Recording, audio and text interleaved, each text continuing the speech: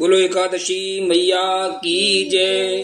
बोलो श्री कृष्ण भगवान की जय। बोलो विष्णु भगवान की जय। आज एकादशी व्रत कथा का 13वां अध्याय, ज्येष्ठ कृष्णा अपरा एकादशी।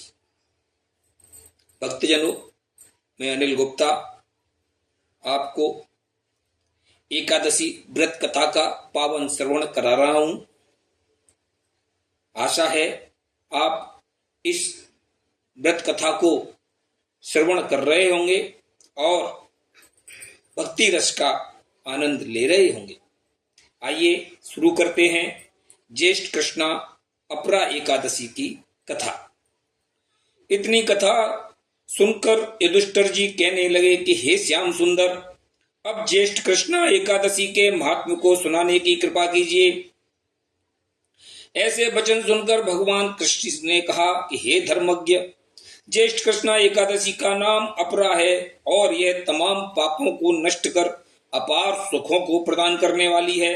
अतएव जो व्यक्ति अपरा एकादशी का व्रत करते हैं वे संसार में नाना प्रकार के सुखों का उपभोग करते हुए अंत में सद्गति को प्राप्त हो जाया करते हैं।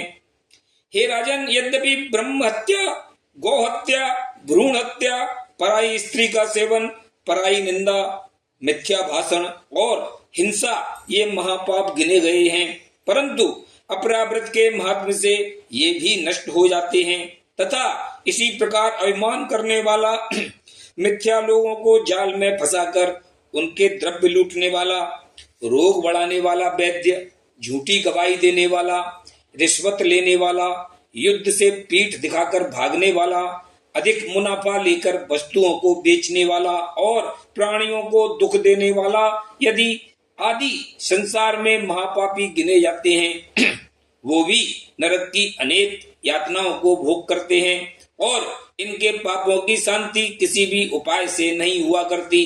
परंतु ये पापी जन आगे के लिए किसी भी प्रकार के अशुभ कर्मों के नहीं करने की प्रतिज्ञा करने के पश्चात यदि विधि विधान से अपरा का व्रत करना आरंभ कर देते हैं तो निसंदेह न केवल इनके पापों की शांति हो सकती है बल्कि संसार में सुख और यश की प्राप्ति होने के पश्चात परलोक में सद्गति को प्राप्त भी हो सकती है।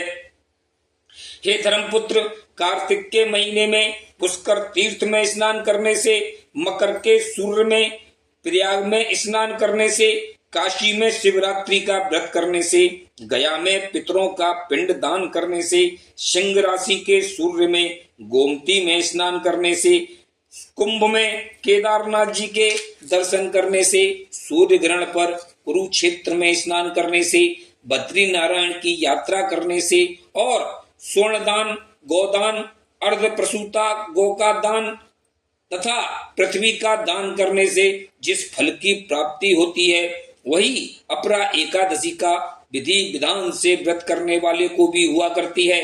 इसीलिए सुख, ऐश्वर्य और सद्गति को इच्छा रखने वाले को इसका व्रत अवश्य करना चाहिए। हे राजन, यह व्रत पाप रूपी वृक्ष को काटने के लिए पैना कुल्हाड़ा है और कष्ट रूपी ईंधन को नष्ट करने के लिए दावानल अग्नि के समान है।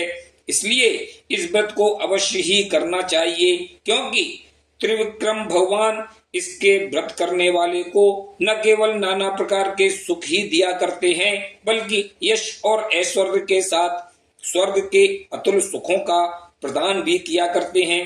हे राजन, अधिक कहने से क्या, जो कोई भी स्त्री पुरुष इस एकादशी के व्रत को करेंगे अथवा इसकी कथा को चित्त लगाकर सुनेंगे वे सभी प्रकार के सुखों को प्राप्त करते हुए अंत में अवश्य ही मोक्ष को प्राप्त हो जाएंगे। इति श्री ब्रह्मांड पुराणे ज्येष्ठ कृष्णा अपरा एकादशी व्रत कथायाम त्रयोदशो अध्याय समाप्ति। बोलो एकादशी मैया की जय। बोलो श्री कृष्ण भगवान की जय। बोलो विष्णु भगवान की जय।